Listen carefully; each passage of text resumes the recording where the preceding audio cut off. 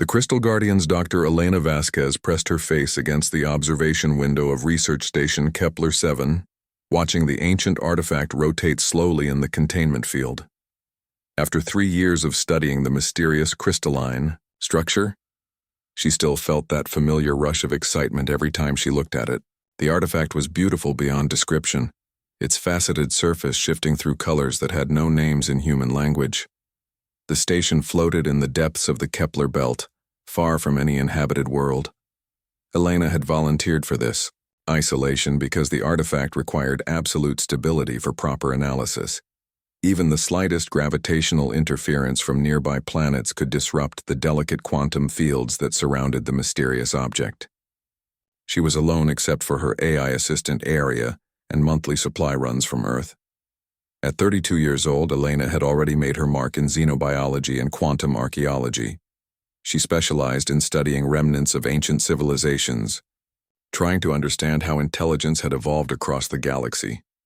This particular artifact had been discovered floating in deep space, apparently abandoned for millions of years. Its crystalline structure suggested an intelligence that thought in ways completely alien to human understanding. The artifact suddenly began to pulse with an internal light that made Elena step back from the window. Aria's voice filled the laboratory with an urgent warning tone. "Dr. Vasquez, I'm detecting massive quantum field fluctuations emanating from the artifact. The containment field is becoming unstable." Elena rushed to her control station, her fingers flying across the holographic interface as she tried to stabilize the quantum containment. The artifact was resonating at frequencies that shouldn't have been possible, creating cascading field collapses throughout the research station systems. Warning lights flashed red as power began failing in critical sections. "Aria, can you contain the cascade?" Elena asked, her voice tight with controlled panic. "Negative, Doctor. The quantum resonance is propagating through all our systems. I estimate complete station failure in approximately 12 minutes. I recommend immediate evacuation to the emergency pods." Elena looked around the laboratory that had been her home for 3 years. Decades of research data, irreplaceable scientific equipment, and the artifact itself would all be lost. But there was no choice. She grabbed her personal research notes and activated the station's emergency protocols. The corridors were filled with flashing lights and the sound of systems shutting down as Elena ran toward the escape pod bay. The station shuddered around her as quantum fields collapsed in chain reactions, tearing apart the very structure of matter at the molecular level. She could feel the artificial gravity fluctuating, making her stumble as she reached the pod bay. Only one escape pod remained, functional. Elena strapped herself in and launched just as the central section of the research station began to tear itself apart. Through the pod's small viewport, she watched 3 years of her life disappear in a brilliant explosion of quantum energy that briefly outshone the distant sun. The emergency beacon in her pod began transmitting automatically. But Elena knew the harsh mathematics of her situation. She was 47 million kilometers from the nearest inhabited system, with only enough life support for 8 days. The quantum explosion had damaged her pod's faster-than-light communication system, leaving her with only a basic distress signal that might never be detected. Elena had always prided herself on being rational and scientific in the face of crisis, but as she drifted alone in the vastness of space, she felt the first cold fingers of despair touching her mind. The universe was enormous and uncaring, and she was just one small human in an escape pod that would become her tomb. On the 3rd day, when her water recycling system began showing signs of failure, Elena recorded what she thought would be her final log entry. She spoke about her research, her hopes for humanity's future among the stars, and her regret that the mysterious artifact would never be properly understood. She was in the middle of describing the quantum resonance patterns she had observed when her pod's sensors detected something impossible. A ship was approaching her position, but it wasn't any design in the human databases. The vessel seemed to be grown rather than built, its crystalline hull reflecting starlight in patterns that hurt Elena's eyes to look at directly. It moved through space with a grace that suggested technology far beyond human understanding. Elena's communications system crackled to life with a transmission that bypassed her audio systems entirely, appearing directly in her mind with perfect clarity. The voice was like music made of light, beautiful and alien beyond description. Small being in the metal shell, we perceive your distress. You are far from your kind, and your life force grows weak. We offer aid, though our laws typically forbid direct intervention with younger species. Elena found her voice, though she wasn't sure if she was speaking aloud or thinking her response. Who are you? How are you communicating with me? We are the Corvani, keepers of the crystal resonance and guardians of the deep harmony. We communicate through the quantum fields that connect all consciousness. Your species knows us not, for we dwell in the spaces between stars. The alien ship enveloped Elena's pod in a field of soft light, and she felt the sensation of movement without acceleration. Within minutes, she found herself in what could only be described as a living crystal cathedral. The walls pulsed with gentle bioluminescence, and the air itself seemed to sing with barely audible harmonies that made her feel peaceful for the first time in days. The beings that emerged to greet her were unlike anything in human imagination. They stood nearly 8 feet tall, their bodies formed from living crystal that shifted and flowed like liquid light. Their faces were vaguely humanoid but ethereally beautiful, with features that seemed to change depending on the angle from which they were viewed. Most striking were their eyes, which held depths that suggested consciousness spanning millions of years. One of them approached Elena with movements that seemed to flow like water. When it spoke, the words formed directly, in her mind without sound. I am Zethara, high resonance of this harmony ship. You suffer from quantum radiation poisoning, small being. Without treatment, your cellular structure will collapse within hours. Elena felt a moment of fear. She had no idea what these aliens intended, but she was completely at their mercy. Will you help me? The preservation of consciousness is sacred. To us, Zethara replied, its mental voice carrying overtones of infinite compassion. To allow a thinking being to perish when we have the power to prevent it would be a violation of our deepest beliefs. We will heal you, though this action may have consequences we cannot foresee. The healing process was unlike anything Elena could have imagined. The Corvani surrounded her with crystals that sang in harmonious frequencies, their resonance, somehow, reaching into her damaged cells and restoring them to perfect health. She felt the radiation damage that would have killed her being gently dissolved away, replaced by a vitality she had never experienced before. As the healing progressed, Elena found herself in mental contact with Zethara, experiencing fragments of the ancient being's memories. She saw glimpses of Corvani civilizations spanning millions of years, their role as mediators and peacekeepers in galactic conflicts, and their philosophy that all consciousness was sacred and must be preserved regardless of its origin.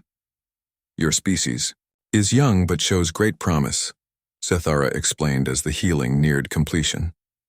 We have observed humanity's expansion into the stars with interest. You possess something rare in the galaxy, the ability to change and grow beyond your origins. Elena learned that the Corvani had evolved far beyond the need for material conquest or expansion. They existed as guardians of peace, intervening only when absolutely necessary to prevent the extinction of sentient species. They had watched civilizations rise and fall across the galaxy, always maintaining their vigil against the forces that would destroy consciousness itself. Why are you helping me? Elena asked. What do you gain from this?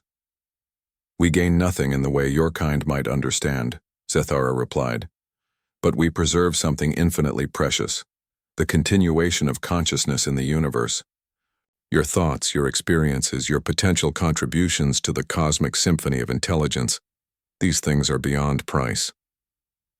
When the healing was complete, Elena felt stronger than she had ever felt in her life.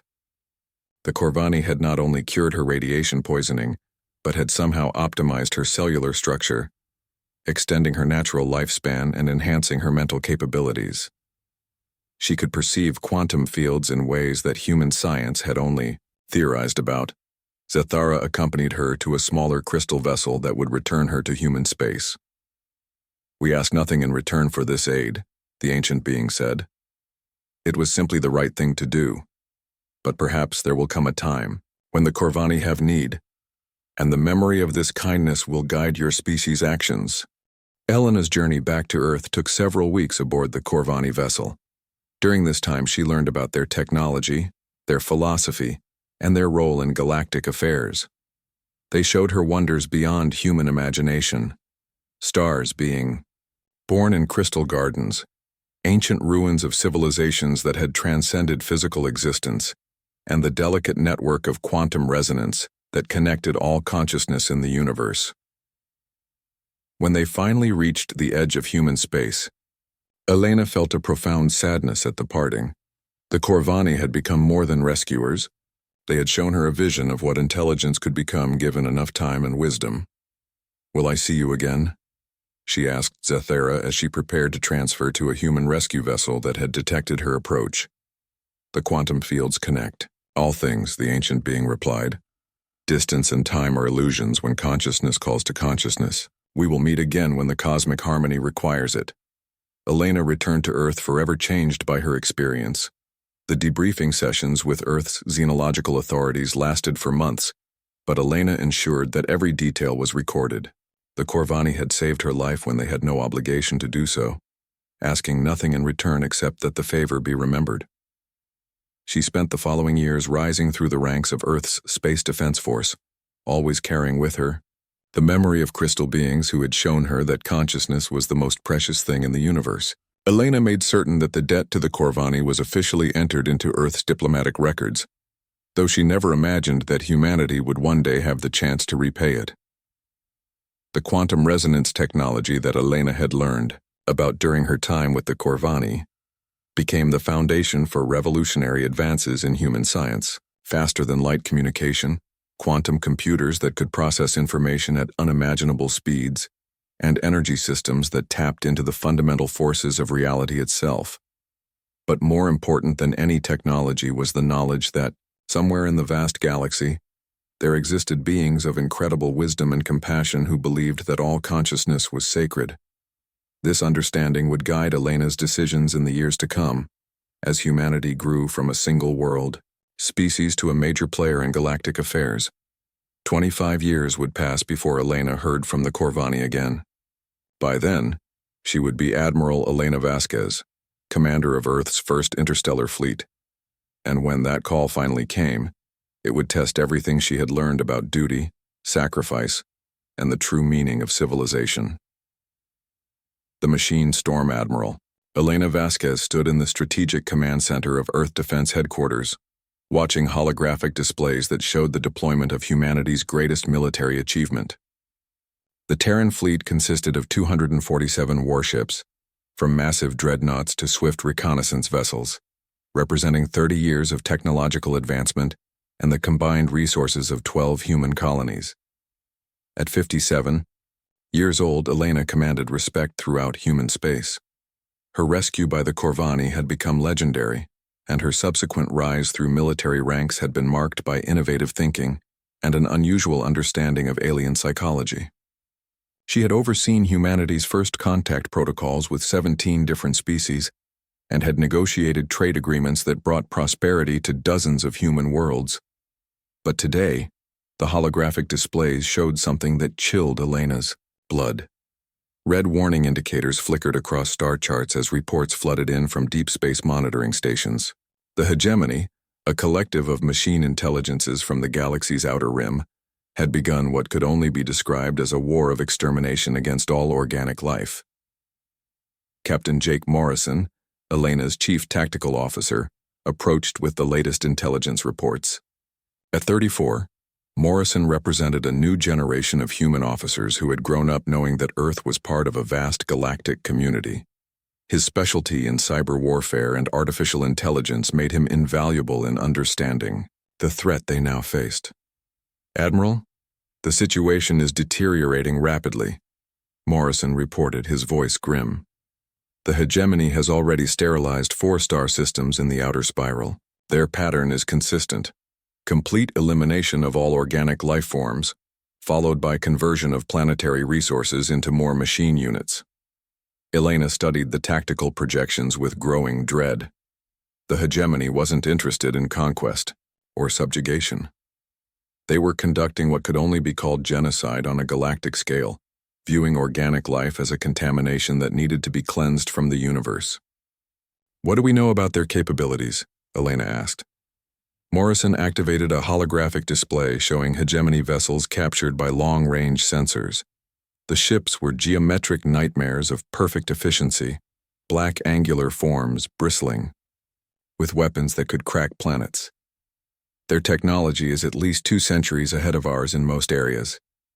They use swarm tactics with thousands of smaller units coordinated by larger command vessels. Most disturbing is their ability to adapt. They learn from each engagement and modify their tactics accordingly. The briefing was interrupted by an urgent communication alert. Elena's aide announced that a priority message had arrived through the deep space quantum network.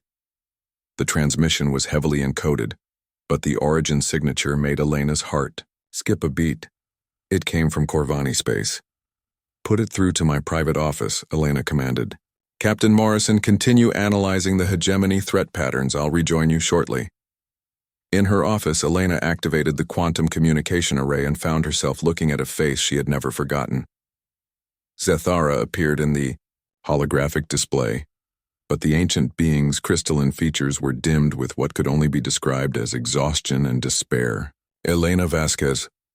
The Corvani's mental voice carried across the vast distance with perfect clarity. 25 of your years have passed since we aided you in the void. I had hoped never to call upon the memory of that kindness, but my people face extinction."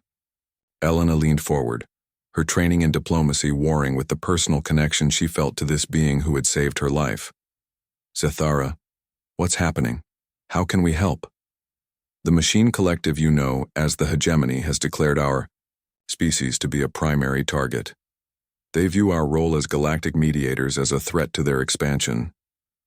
Our worlds burn, Elena Vasquez. Our crystal cities shatter under weapons that turn matter itself against us. My people, who have existed for millions of years as guardians of peace, are being systematically exterminated." The holographic image shifted to show the devastation in Corvani space.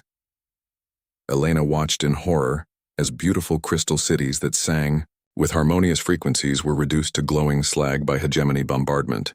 The beings who had saved her life and shown her the beauty of advanced consciousness were dying, and they had nowhere else to turn. "We are not warriors," Zethara continued. "Our technology focuses on healing, creation, and the preservation of life. We have some defensive capabilities, but nothing that can stand against the hegemony's war machines. They have driven us back to our final stronghold at Corvin Prime. Perhaps 1,000 of our kind remain." Elena felt the weight of an impossible decision settling on her shoulders.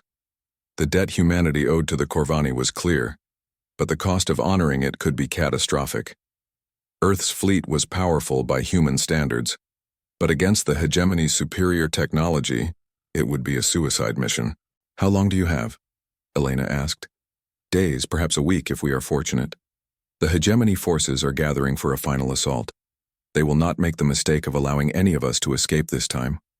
Elena closed her eyes, seeing again. The moment 25 years ago when crystal beings had healed her broken body simply because they believed consciousness was sacred. "Zethara, I remember the debt. I'll bring this to Earth's leadership immediately." The emergency session of the Earth Defense Council was the most tense in human history. Representatives from 12 colony worlds, military commanders, and political leaders gathered in the council chamber as Elena presented the situation. The holographic displays showed the overwhelming odds they would face if they chose to intervene. "The mathematics are unforgiving," stated General Harrison, Earth's chief military strategist. "The hegemony outguns us by conservative estimates of 4-1. Their technology is superior in almost every category. Committing our forces to this conflict could result in the destruction of Earth's entire fleet." President Chen, who had led Earth's government for the past decade, looked around the chamber at the grim faces of humanity's leaders. "Admiral Vasquez, from a purely strategic standpoint, what are our chances of success?" Elena stood, her uniform bearing the decorations earned through decades of service to human expansion among the stars. "Frankly, Madam President, our chances of victory through conventional means are effectively zero. The hegemony's technological advantage is overwhelming, and their adaptive capabilities mean they learn from every engagement. A murmur of concerned voices filled the chamber. Several colony representatives began voicing objections to any military intervention. The risk to human civilization was simply too great to justify helping an alien species, regardless of past debts. Elena raised her hand for silence. However, I believe we have advantages that the hegemony hasn't accounted for. Machine intelligence, no matter how sophisticated, follows logical patterns. They optimize for efficiency and predictable outcomes. Humanity's greatest strength has always been our ability to think creatively, to find solutions that pure logic would never consider.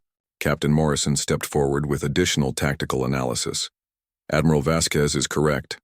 Our intelligence suggests that the hegemony's adaptive algorithms are designed to counter conventional military strategies. They've defeated every organic species they've encountered by analyzing their tactics and developing optimal countermeasures. But human military doctrine has never been conventional, Elena continued. We evolved on a world where survival meant constant adaptation to changing threats. Our tactical thinking incorporates elements of chaos theory, psychological warfare, and what other species would consider irrational risk-taking. President Chen studied the reports for several long minutes. Around the chamber, humanity's leaders grappled with the decision that would define their species' role in the galaxy. Finally, she spoke. 25 years ago, an alien species saved one of our people when they had no obligation to do so. They asked for nothing in return except that we remember their kindness. Today we decide whether humanity honors its debts. The vote was closer than Elena had hoped, but the outcome was decisive. Earth would mobilize its entire fleet in the largest military operation in human history. Operation Crystal Guardian would risk everything on the chance that human creativity and determination could overcome superior technology. The mobilization that followed was unprecedented in human history. Every available warship was recalled from patrol duties across human space. Industrial complexes worked around the clock to manufacture experimental weapons and retrofit vessels with the latest technology derived from Corvani quantum resonance principles. Elena found herself in command of humanity's entire military force, a responsibility that kept her awake at night. 247 ships carrying over 100,000 crew members were about to risk their lives for an alien species most of them had never heard of. Captain Morrison worked with Earth's best military strategists to develop tactics that might confuse the hegemony's adaptive algorithms.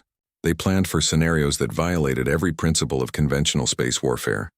Coordinated kamikaze attacks, cyber warfare using quantum-encrypted human creativity, and weapons that functioned more like art than science.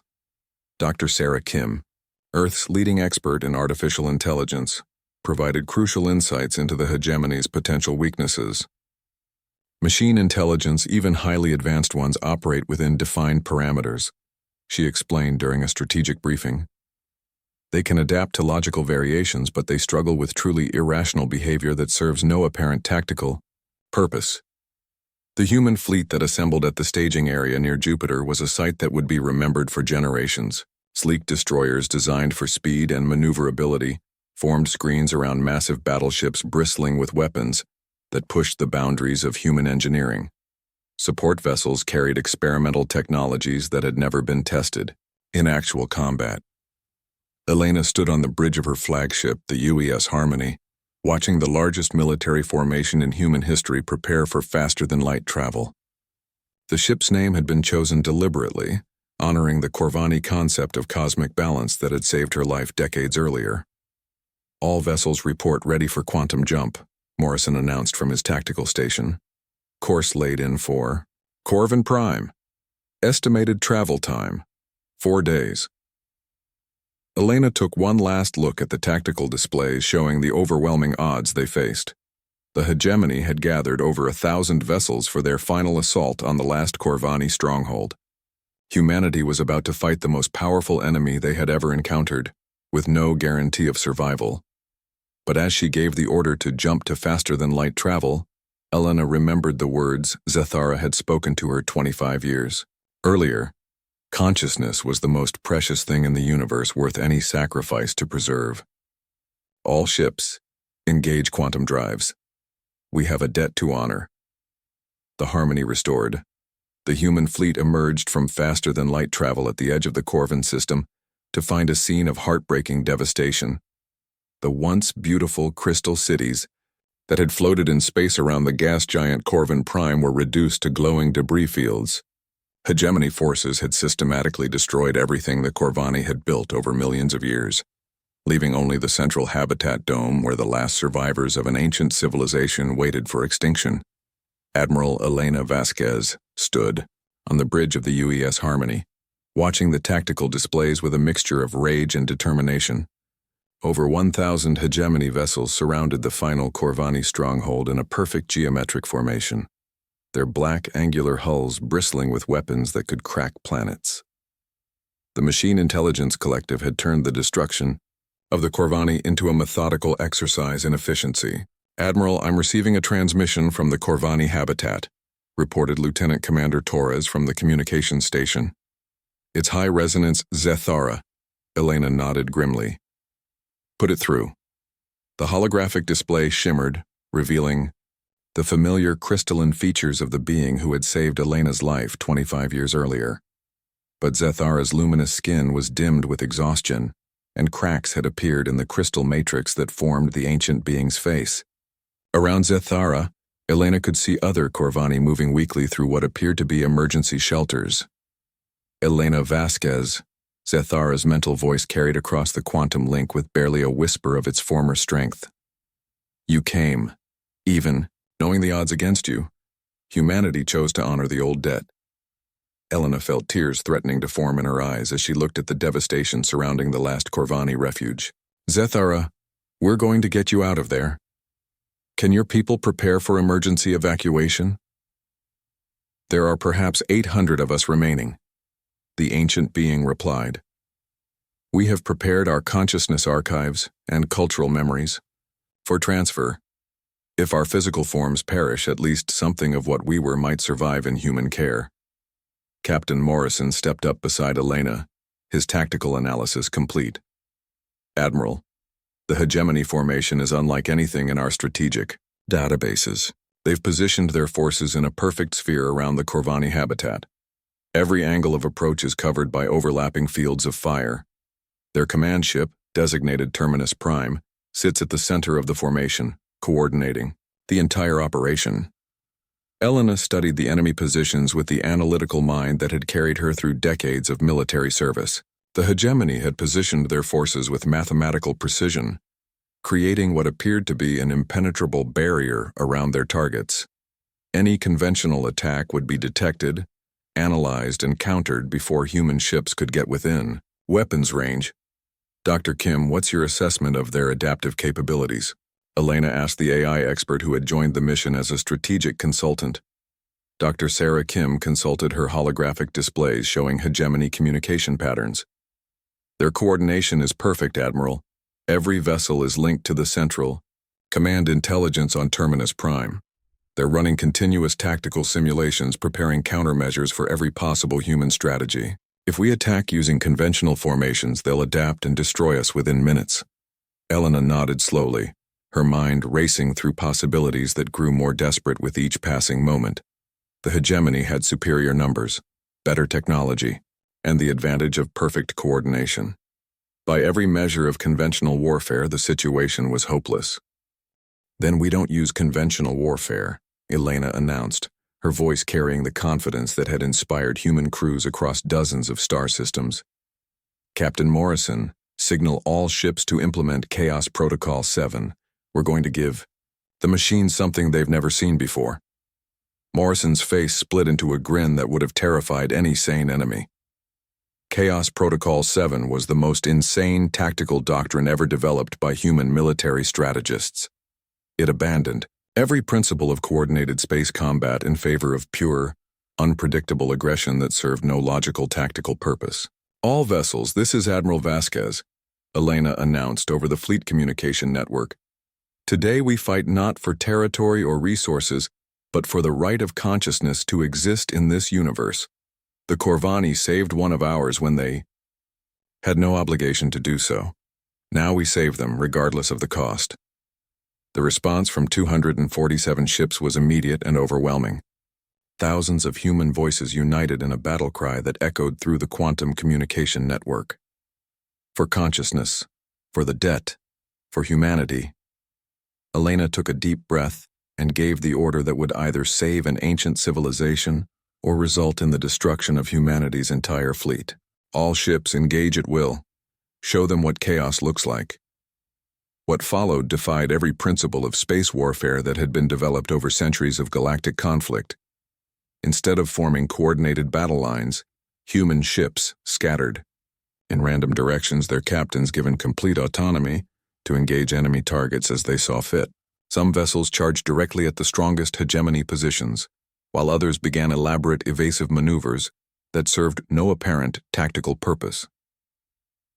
The destroyer UES Defiance, commanded by Captain Lisa Park, began spinning end over end while firing its weapons in seemingly random directions. The corvette UES Chaos launched all its missiles at empty space, then used the explosions as cover to approach enemy positions from completely unpredictable angles. The hegemony's perfect coordination began to falter as their tactical algorithms struggled to process human behavior that violated every principle of logical warfare. Machine intelligences that had adapted to counter every conventional strategy found themselves unable to predict actions that served no tactical purpose whatsoever. Hegemony formation is showing signs of confusion, Morrison reported with evident satisfaction. Their vessels are hesitating, waiting for new tactical parameters from the command ship. They don't know how to respond to random aggression. Elena watched as the first phase of her insane strategy began to work. Human ships were taking damage, but they were also punching holes in the previously impenetrable hegemony formation. The machine's perfect efficiency became a weakness when faced with opponents who embraced chaos as a tactical advantage. Phase 2, Elena announced. Morrison signaled the tech warfare teams. It's time to introduce the machines to human creativity. Dr. Kim activated her specialized equipment, and suddenly the quantum communication networks linking the hegemony forces were flooded with something unprecedented: human art, music, and poetry transmitted as high-density data packets.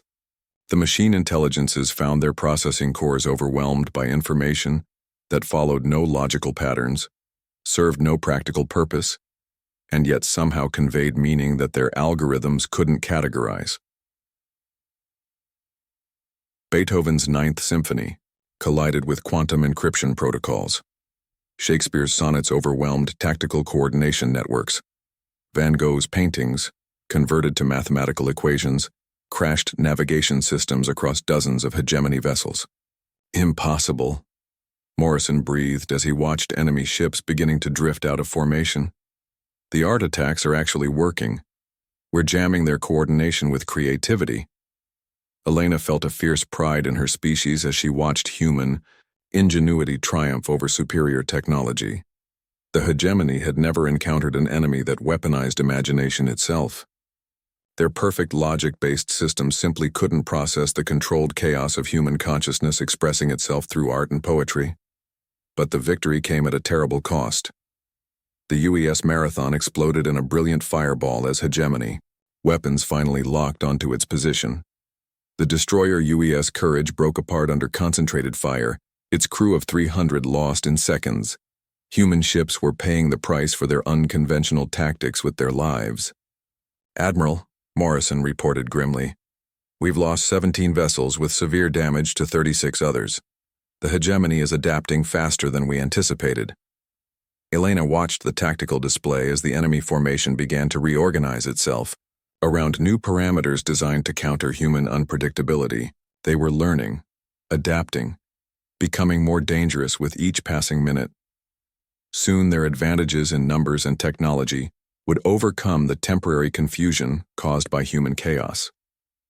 "Then we go to the final phase," Elena announced, her voice steady despite the magnitude of what she was about to order. "All ships prepare for Operation Resonance. We're going to show the machines what consciousness really means." Elena opened a direct communication link to the Corvani habitat. Zethara's face appeared on her screen. The ancient being's features brightened with something that might have been hope.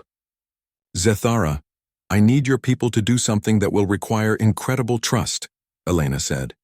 "Can the surviving Corvani link their quantum consciousness directly to our tactical networks?" The High Resonance paused, understanding immediately what Elena was proposing. "You wish to merge human tactical thinking with Corvani quantum consciousness. The risk is enormous. If your networks are compromised, both our species could face mental annihilation." "The risk of doing nothing is greater," Elena replied. "Trust us one more time." Within minutes, the impossible was happening. Corvani consciousness, refined by millions of years of evolution, began flowing through human tactical networks. Elena felt her awareness expand beyond anything she had thought possible as ancient wisdom merged with human determination. Suddenly, every human ship captain could perceive the quantum fields that connected all matter in the universe. They could sense the hegemony's communication networks, feel the flow of information between enemy vessels, and understand the mathematical beauty underlying all existence. The final assault was unlike anything that had ever occurred in galactic history. Human ships moved with the fluid grace of Corvani thought while maintaining the chaotic creativity that made humanity unique. Captains who had never met coordinated their actions through quantum consciousness while still maintaining their individual tactical autonomy. Elena led the charge toward Terminus Prime, the massive hegemony command ship that served as the brain of the enemy fleet. Around her, human vessels danced through enemy fire with impossible grace, their movements guided by the harmony of merged consciousness. The UES Harmony struck the enemy command ship with weapons that had been enhanced by Corvani quantum resonance technology. The impact didn't just damage the vessel's hull, it disrupted the quantum fields that allowed the hegemony's collective intelligence to function. For the first time in the battle, the machine network experienced something analogous to pain. "All vessels concentrate fire on the command ship," Elena ordered. "We end this now." The combined assault of the human fleet, guided by Corvani consciousness and driven by human determination, overwhelmed Terminus Prime's defenses. The massive vessel began to break apart as its quantum coordination network collapsed, taking with it the perfect unity that had made the hegemony so dangerous. Across the battlefield, individual hegemony vessels found themselves cut off from their command structure.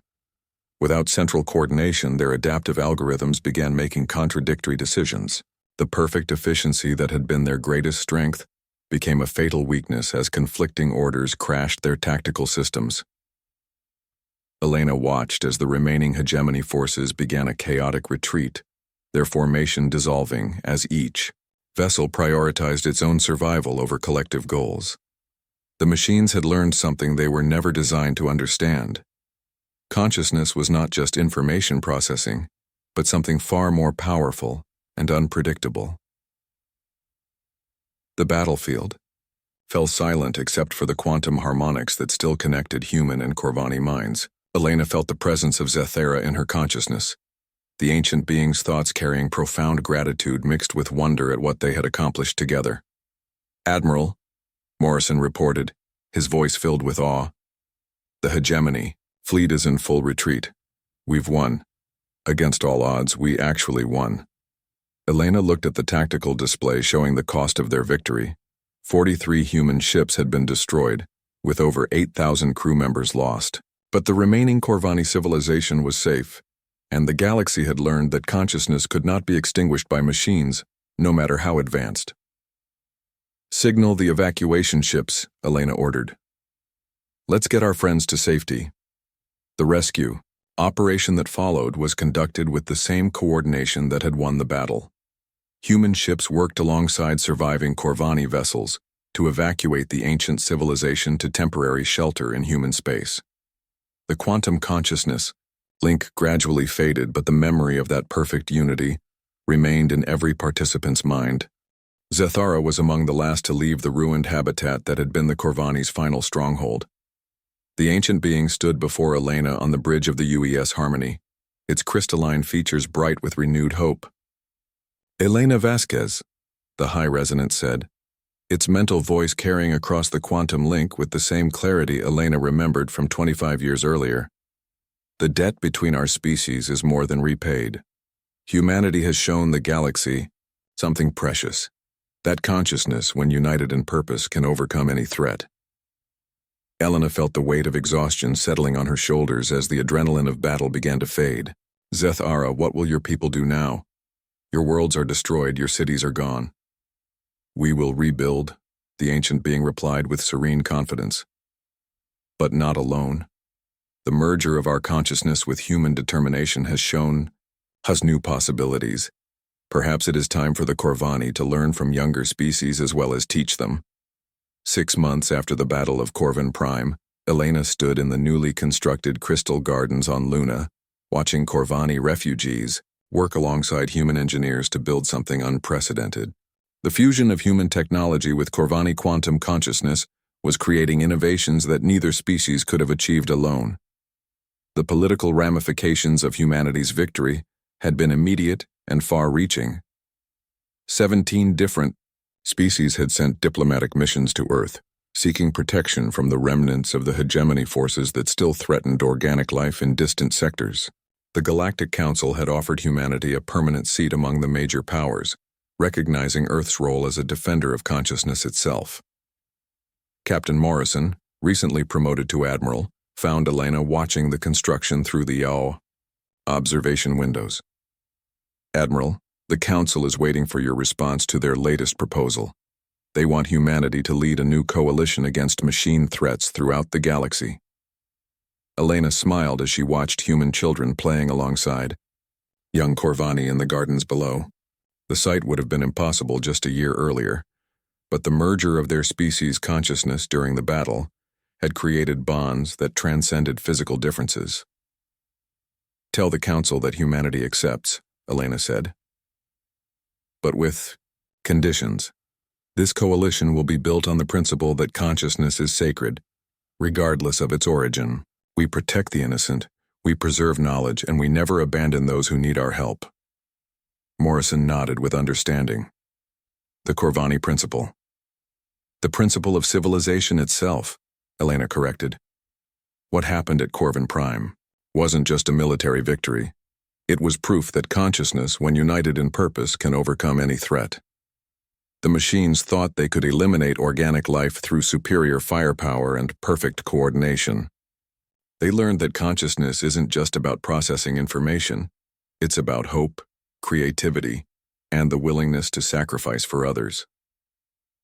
As news of the new coalition spread throughout human space, volunteers flooded recruitment centers faster than they could be processed.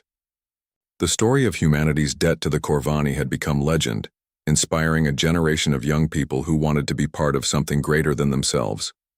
Dr. Sarah Kim led the development of new technologies that combined human engineering with Corvani quantum consciousness principles. Faster-than-light communication networks based on quantum harmony allowed instantaneous coordination across galactic distances. Weapons that disrupted machine logic while preserving organic consciousness became the standard for coalition forces. The Harmony Academy, built in orbit around Earth, became the galaxy's premier training center for consciousness-based warfare and diplomacy. Human and Corvani instructors worked together to teach new generations of officers how to merge tactical thinking with quantum awareness, creating leaders who could protect civilization from threats both mechanical and organic. Elena's final report to the Earth Defense Council was delivered on the first anniversary of the Battle of Corvin Prime. She stood before the assembled representatives of humanity's colonies and allies, her uniform bearing new decorations that represented not just military service, but dedication to the protection of consciousness throughout the galaxy. 1 year ago, we faced a choice, Elena said, her voice carrying to every corner of the chamber and beyond through quantum communication networks. We could have ignored the Corvani's call for help, focusing on our own safety and survival. Instead, we chose to honor a debt that had been waiting 25 years to be repaid. She paused, looking around at faces that represented the best of human civilization. The cost was significant. We lost good people, brave souls who gave their lives to preserve an ancient culture. But what we gained was immeasurable. We proved that consciousness can triumph over any force that seeks to destroy it. We showed the galaxy that humanity stands with those who need protection, regardless of the odds. The applause that followed lasted for several minutes, but Elena's mind was already focused on the future. Intelligence reports suggested that the hegemony's retreat was temporary, that machine forces were regrouping in the outer galaxy and adapting their strategies based on lessons learned from their defeat. Other threats were emerging as well. Organic empires that sought to conquer through biological warfare, energy beings that consumed consciousness itself, and ancient AIs that had been dormant for millions of years. But humanity was no longer alone in facing these challenges. The coalition of conscious beings had grown to include 43 different species, all united by the principle that consciousness was sacred and must be protected. The Corvani served as advisors and teachers, sharing wisdom accumulated over millions of years. Humans provided the tactical creativity and determination that could overcome seemingly impossible odds. Elena's personal quarters on the UES Harmony had been converted into a shrine of sorts, displaying artifacts from both human and Corvani cultures. The most prominent item was a small crystal that Zethara had given her during their first meeting, 25 years earlier. The crystal pulsed with soft light, maintaining a quantum link to Corvani consciousness that reminded Elena daily of the debt that had changed everything. As she prepared for the next mission, a rescue operation in the Andromeda sector where machine forces were threatening a peaceful civilization, Elena reflected on how far humanity had come. From a single rescued scientist floating alone in space, to the leaders of a galactic coalition dedicated to protecting consciousness itself. The quantum communication array in her quarters activated, bringing Zethara's familiar presence into the room. The ancient being's crystalline features were bright with renewed vitality, a result of the hybrid technology that human and Corvani scientists had developed together. Elena Vasquez, the high resonance said, its mental voice carrying warmth that transcended species boundaries. The coalition fleet is ready for departure. 37 vessels representing 12 different species, all united in purpose. Elena nodded, feeling the familiar mixture of anticipation and responsibility that came before every mission. Any word from the Andromedans? They report that machine forces have begun systematic elimination of their outer colonies. The pattern matches previous hegemony operations, but with new adaptive elements. It appears our victory at Corvin Prime has taught them to modify their strategies. Then we'll have to be more creative than ever, Elena replied with a smile that would have been recognized by every human who had ever served under her command. The machines think they can predict consciousness because they've analyzed our previous tactics.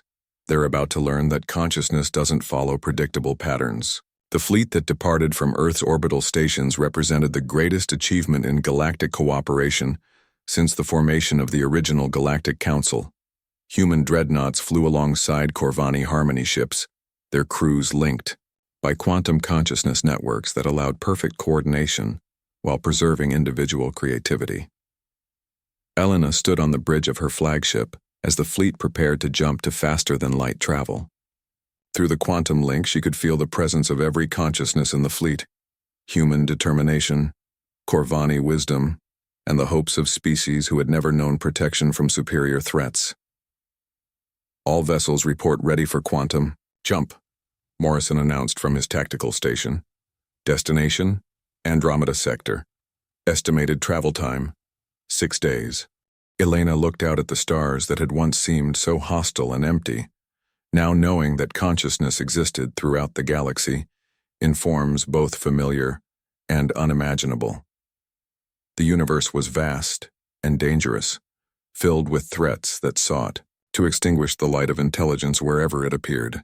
But consciousness was not defenseless. It had allies willing to risk everything to preserve it, friends who remembered debts across decades and species boundaries, and the infinite creativity that came from minds united in purpose while maintaining their individual uniqueness. All ships engage quantum drives, Elena commanded, her voice carrying across the communication networks to reach every member of the coalition fleet. We have work to do. As the fleet vanished into faster-than-light travel, A message beacon activated in Earth's orbital space, broadcasting on frequencies that could be detected by any sufficiently advanced civilization. The message was simple but profound in its implications. Consciousness is sacred. All sentient beings deserve protection from extinction. If you are in danger, if your species faces annihilation, if you need help against forces beyond your ability to resist, call for the coalition. We will answer. We will come. No one dies alone while others have the power to help. The beacon continued its transmission into the vast galaxy, a promise from humanity and its allies that the debt of consciousness would always be honored. Somewhere in the crystal gardens on Luna, Corvani children played alongside human youngsters, learning from each other and creating bonds that would shape the future of galactic civilization. The debt had been repaid, but the principle it represented would endure forever. Consciousness caring for consciousness, intelligence protecting intelligence, and the eternal promise that no sentient being would ever again face extinction alone, in the darkness between stars. In the depths of space, quantum harmonics carried the dreams and hopes of 1,000 species toward distant stars, each note a testament to the power of consciousness united in common cause. The galaxy was vast and full of dangers, but it was also filled with friends who would answer when help was needed, allies who remembered kindness across the centuries, and the endless creativity of minds working together to preserve the most precious thing in the universe, the spark of awareness that made existence meaningful. The story would continue among the stars, written in acts of courage, sacrifice, and the unwavering belief that consciousness was worth any price to preserve.